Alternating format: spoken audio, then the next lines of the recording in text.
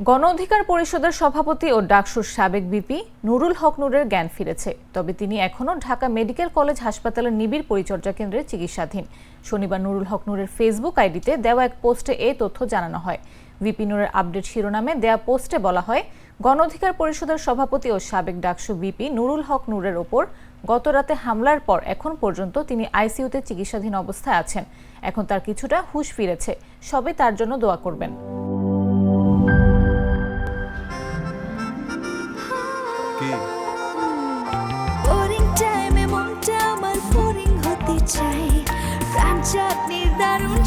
কোথায় যে হারায় টক ঝাল মিষ্টি স্বাদে মনটা মেতে ওঠে প্রাণ চাটনির দারুণ স্বাদে।